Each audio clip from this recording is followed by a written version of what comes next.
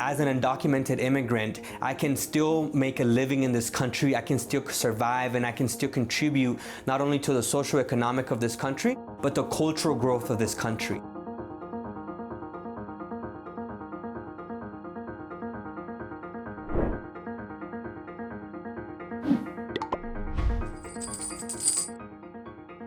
My name is Alejandro Flores-Muñoz. I am 31 years old. I make $46,000 a year, and I live in Denver, Colorado.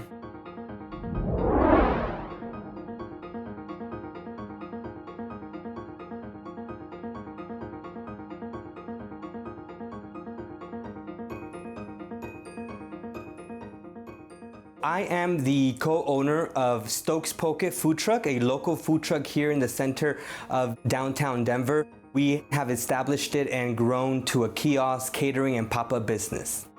We were able to grow the business when we bought it from $40,000 to, at the end of 2019, grossing $196,000.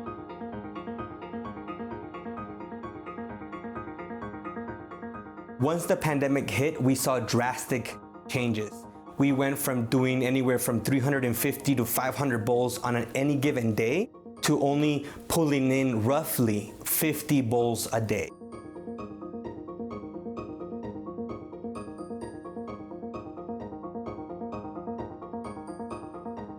"2020 is the year that anything can go wrong."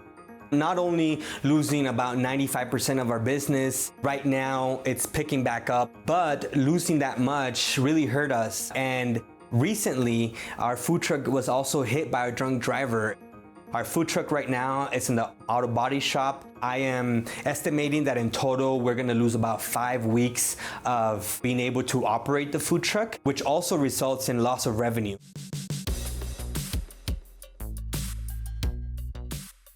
So the last time I had a savings account was in 2018, and I had a savings of about $5,000.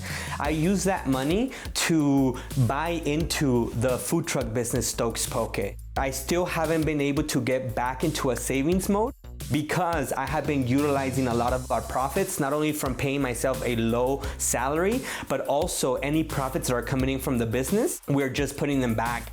Right now, it's pretty much all lumped in making sure that the business continues to scale up and grow, specifically during the pandemic.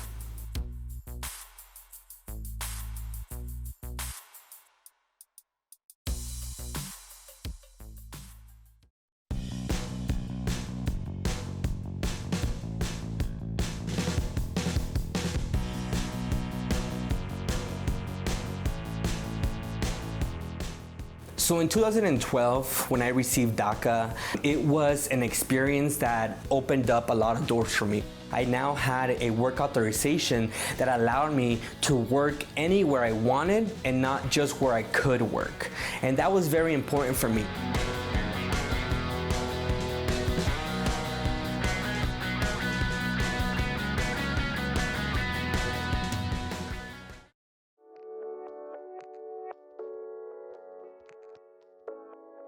So I come from a family of merchants, and looking back, I didn't realize that I also come from a family of entrepreneurs.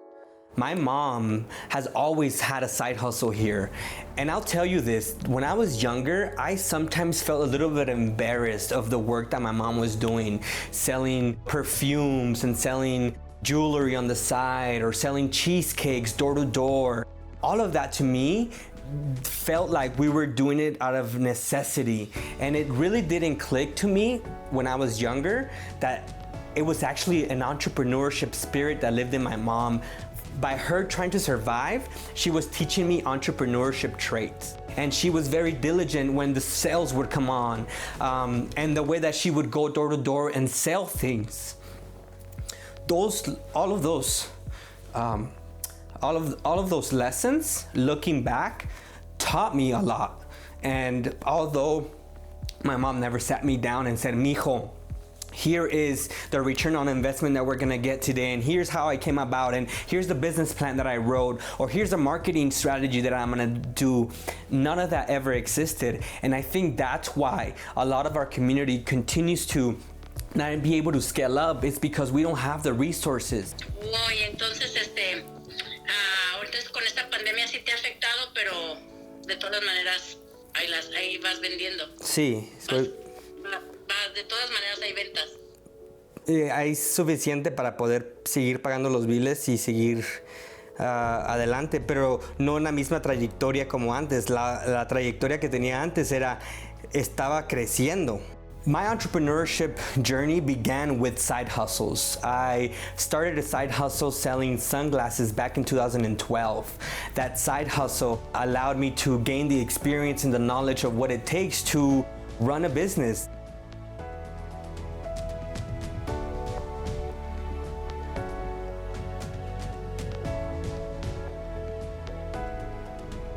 I started selling buttons at a women's march in 2017 when I saw that the peak of activism and people wanting to get involved and people wanting to showcase where they stand. I have 0 student loans because I never pursued a 4-year education. I am now more than ever glad that I made that decision because I, as a business owner, don't need any degrees to be able to grow the business. I've had the privilege to have had health insurance ever since I got DACA because I had employers and I purposefully sought employers that provided health insurance. Now that I'm my business owner and I don't have any insurances, it's made me realize how important healthcare is. As an undocumented immigrant, also that can be a barrier to be able to obtain some health insurances.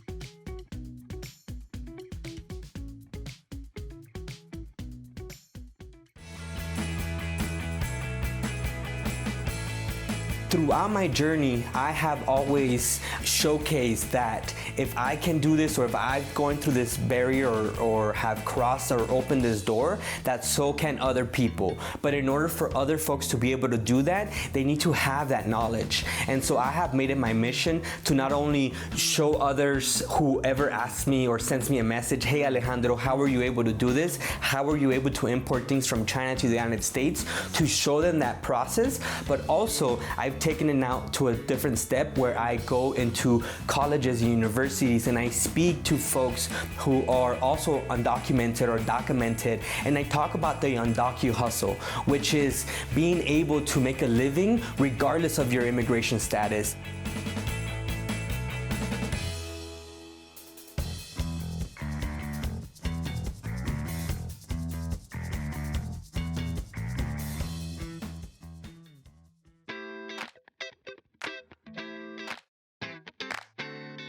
I am comfortable with the money I am making right now. Being an immigrant and coming to this country with nothing, seeing my mom, a hardworking person who often doesn't have the salaries that we're seeing out there that we want to aspire to, there is no viability often on how do you get to a larger amount of salary. And so I come from a background and a family where when you don't have a lot, you can't really tell the difference at times. I still have enough to be able to live a comfortable lifestyle. But at the same time, I am driving and I am envisioning a lifestyle where I'm gonna be able not only to just have enough to survive, but enough to be able to really create generational wealth and create community wealth for not only for myself, but for my family and my community.